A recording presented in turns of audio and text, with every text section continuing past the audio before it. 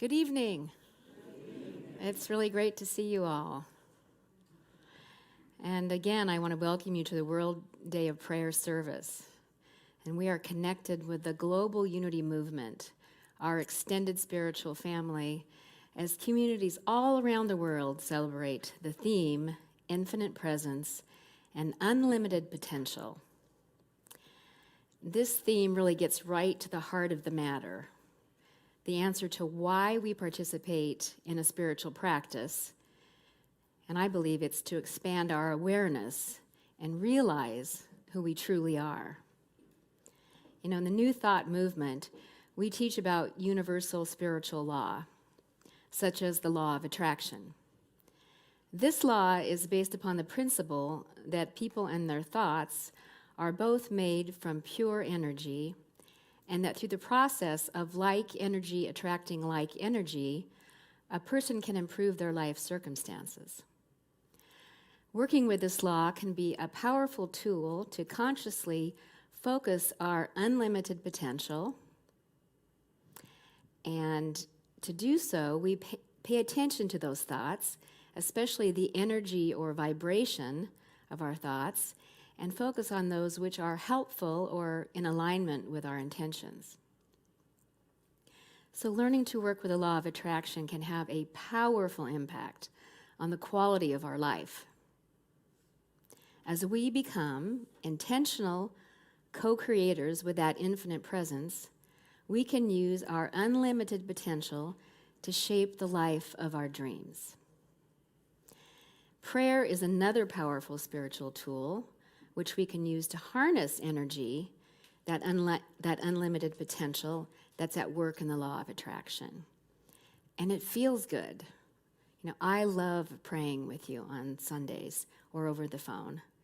And I always feel better after serving. I feel lighter and more open-hearted and connected to spirit. And yet learning to work with my thoughts and prayers has been a journey. And I imagine it has been for you too. When I started my spiritual journey, I was so identified with my mental self that it came as a shock to realize that my thoughts can't always be trusted. Some of you relate to that. And that my thoughts can cause problems when they try to run the show. So the realization that my thoughts could be wrong, or at the very least unhelpful, really turned my world upside down. You know, for my 40th birthday, I had the opportunity to go on a pilgrimage to India. And I was there for 5 incredibly transformative weeks. And near the end of that trip, I was in an ashram high in the Himalayas, and I had the privilege to have an audience with the esteemed 92-year-old guru named Shastriji. And I spent days preparing the most thoughtful questions I could put together, which we'd been coached to do to make the most, meaningful use of our time with this ancient and wise master. Now, I couldn't even tell you now what those questions were, because what naturally unfolded eventually became my greatest gift. So after I delivered my well-studied questions, Shastriji quietly gazed at me through these most clear, compassionate, and soulful eyes and said, "You think a lot." And my naive, Western-trained mind took it as a compliment. And my chest swelled with pride, and I said, "Oh, thank you very much." It wasn't until much later that I realized that his statement wasn't a compliment. Instead, it was a spiritual diagnosis. So if I can't trust my thoughts, what can I trust? What is real? What's true?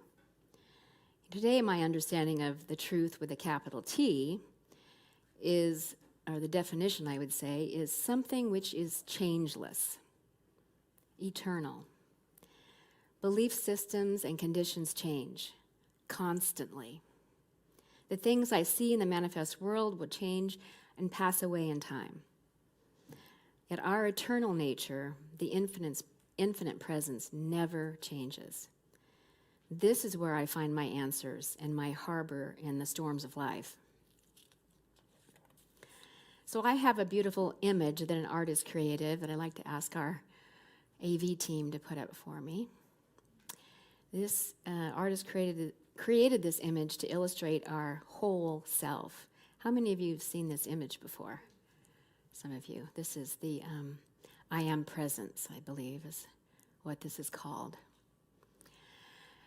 So this is the artist's interpretation of our multidimensional self. So you can see at the bottom there, that's an image that looks kind of like Jesus, I think. But picture yourself there. This is, Jesus was, of course, we believe, the great example, not the great exception. So there in the physical form, seated in meditation, is our physical body, which is also contains our ego and emotions and all that goes with being in the physical form. And then above that, you see another person, and that represents our higher self. And, you know, we think of that sometimes as our higher self, the Christ consciousness, the Buddha nature, and so on. And there are many purposes that the higher self serves, many, but one of them is to be an energy transformer, because above the higher self is the infinite presence or Godhead. And this energy is huge, it's unlimited. And so I mentioned that the higher self, or Christ consciousness, serves as a transformer because it kind of steps the energy down so that when it comes into our body, we don't like blow up or something, you know.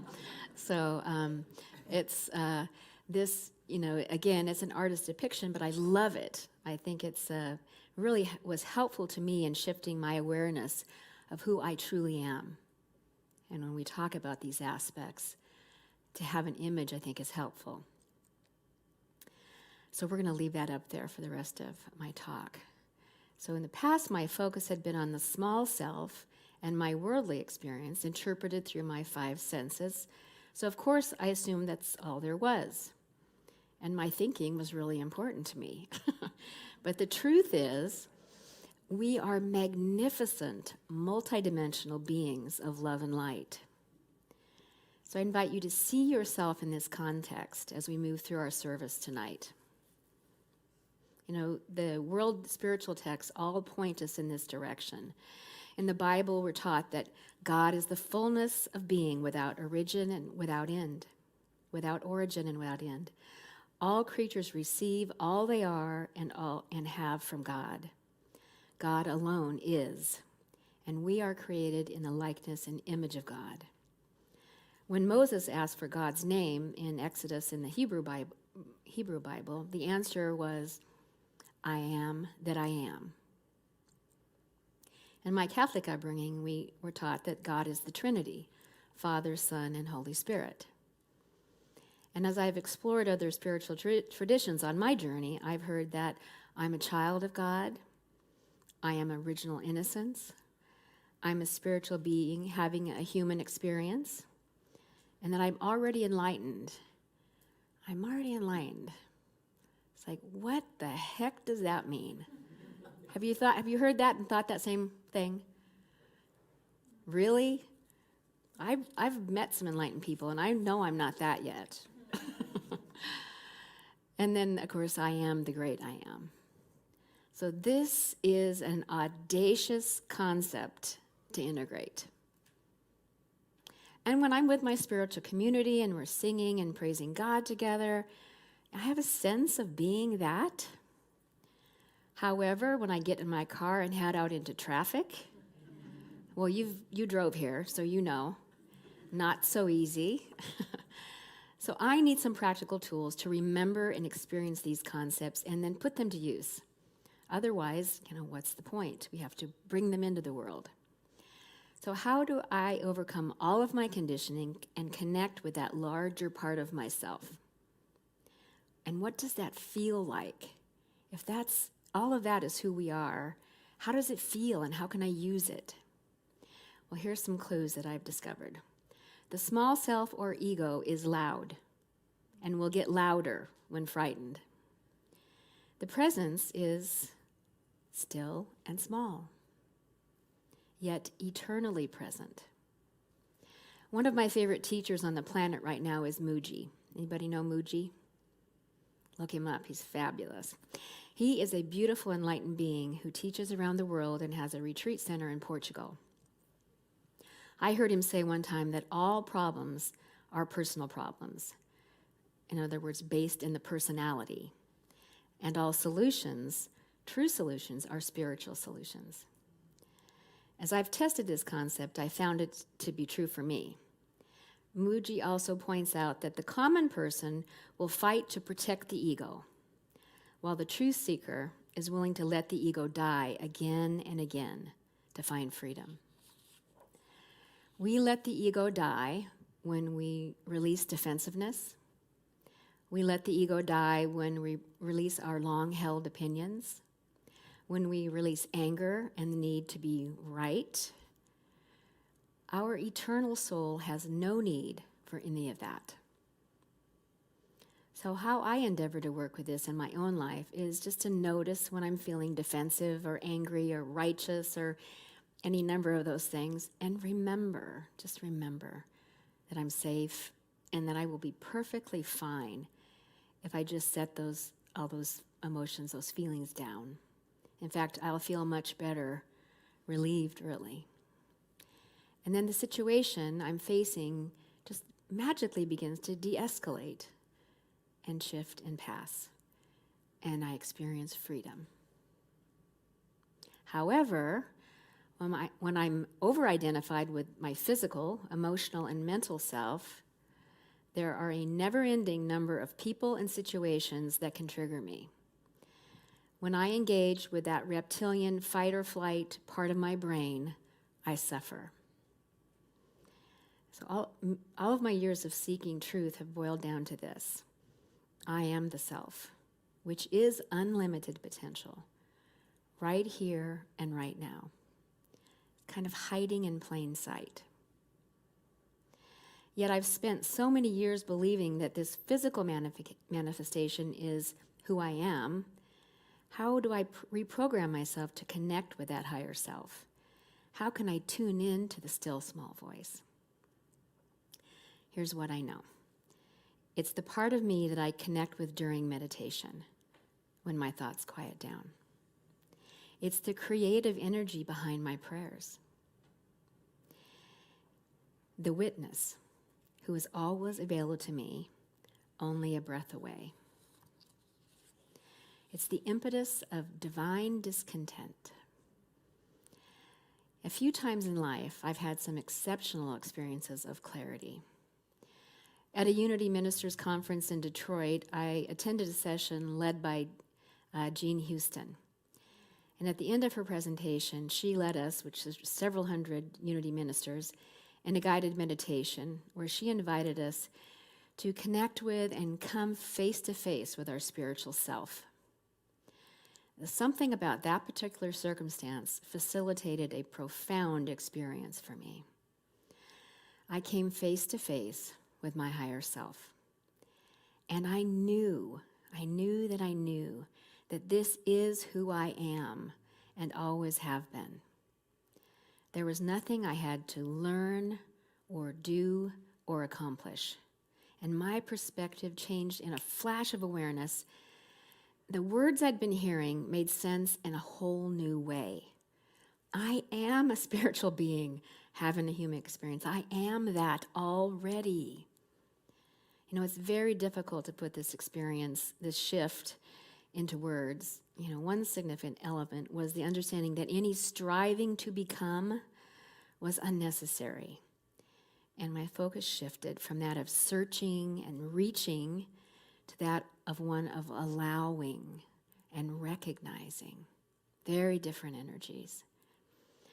And I was in a very subtle state and left that hall with intention to stay connected with his presence. So I quietly kept to myself and went back to my room where I just hung out in this state for the rest of the evening, and it was an unforgettable experience of peace and joy. And as they say, once one has seen from the mountaintop, even when we descend to the valley, the view is never forgotten. And I descend a lot. I'm grateful for remembering the view. I'm sure that many of you have had experiences like this, moments of clarity and illumination. But how do we cultivate them? For me, it's prayer, meditation, walks in nature, chanting. Chanting really works for me, especially prolonged. A few years ago, I was in Japan for a global spiritual event, and one day I and hundreds of others chanted Om continuously for over 4 hours, which is a highly effective way to stop thinking. And anyway, I attained a state of oneness that really lasted for weeks. I was really in this incredible state of freedom. So I'm wondering if you'd like to try an experiment with me. In? Okay, so I invite you now to close your eyes and focus on your breath. And breathe naturally. Allow your thoughts to quiet down. And notice they come and go with no need to attach to them. And simply bring the attention back to the breath, becoming more present with each one.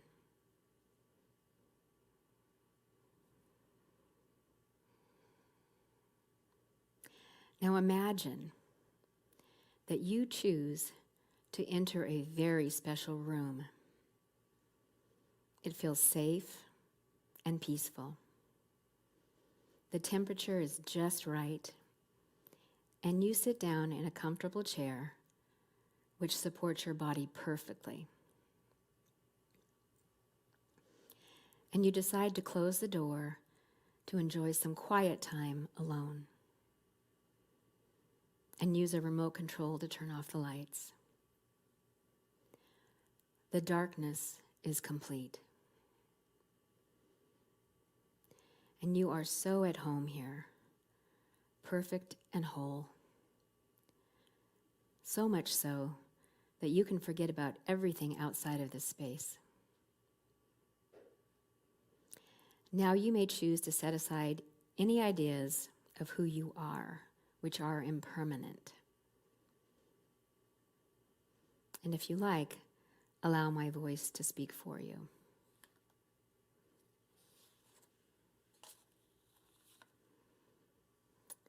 Saying to yourself, I invite the concept of my work identity to leave the room.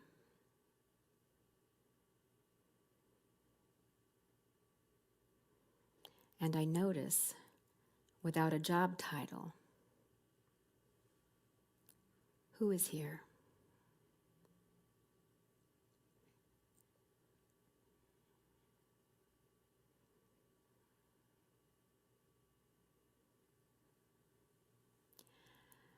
I invite my financial condition to leave the room.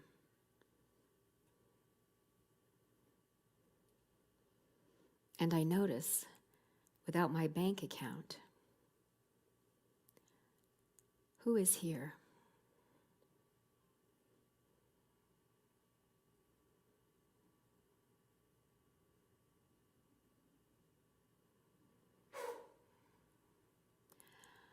I invite my roles as child, sibling, parent, partner, friend, etc., to leave the room. One by one, they leave.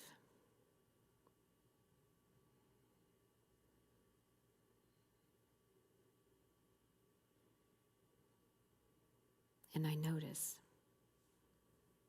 who is here now?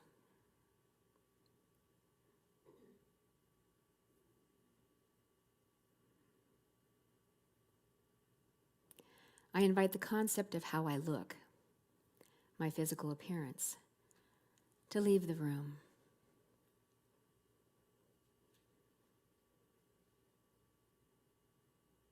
And I notice who is here.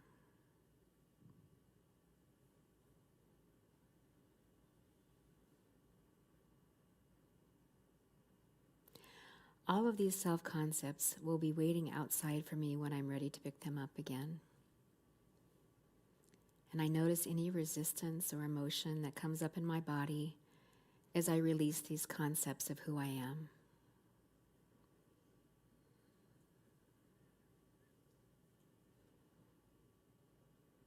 I allow them to be acknowledged, and then I invite them to leave.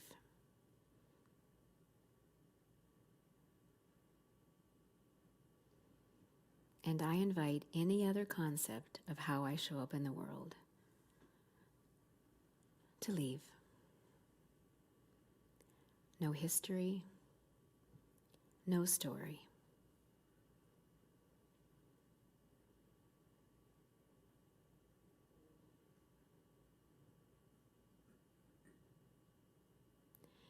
And I notice it's just me.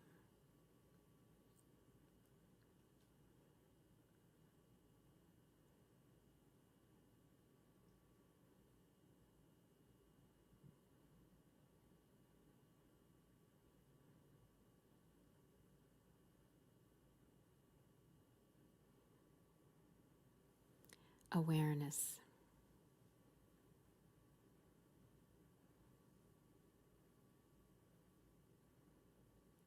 I am completely present and aware. I am pure consciousness.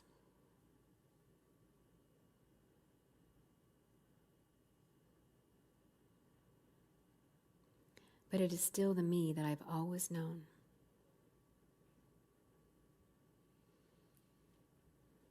The part of me which is so familiar. My essence.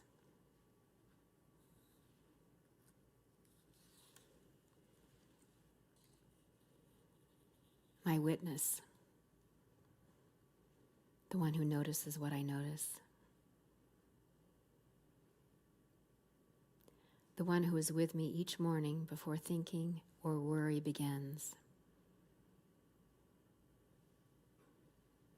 The one who assures me when I'm having a troubled dream.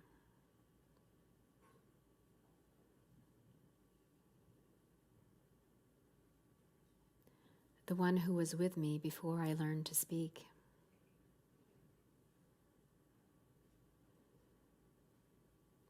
The one who was with me before I was born.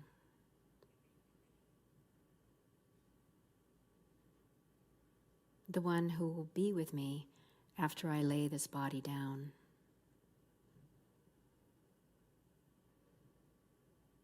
The one who is always present.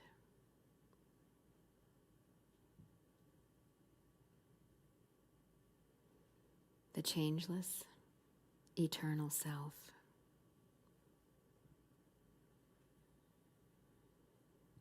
Spacious,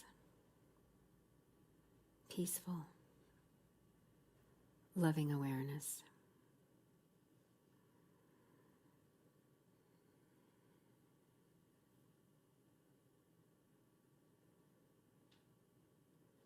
Now take another conscious breath, staying anchored in this subtle state.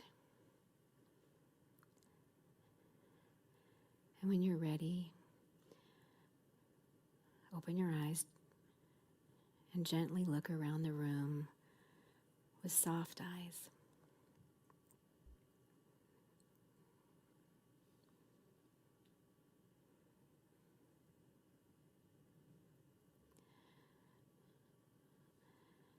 Self-awareness is possible for each and every one of us at any time, because as multidimensional beings, our essence is divine. And the practice isn't about learning or earning or becoming, but about releasing or dropping our habitual thinking and conditioning so that we can identify with our divinity. I invite you to allow the ego to die again and again and learn to identify with this infinite, changeless higher self. It's our natural state, and we can choose to return here again and again.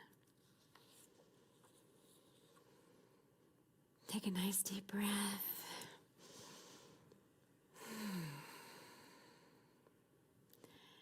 Prayer connects us with our unlimited potential and universal spiritual law. We can become powerful co-creators of our lives and help to create more heaven on earth, a more kind and loving world. Our prayers are powerful spiritual tools. Let's put them to work because we have access to everything we need. We are the peacemakers, and the world needs each and every one of us to express the unique gifts that we have come to share. Why we're here at this time on the planet. Now is the time to harness our collective energy and use it for a powerful and loving purpose. So my challenge for all of us on this World Day of Prayer is to connect with our presence regularly and use our potential to create love wherever we go. In ways small or large, it matters not. The presence, which is love, will show us the way. So namaste, amen, and thank you, God.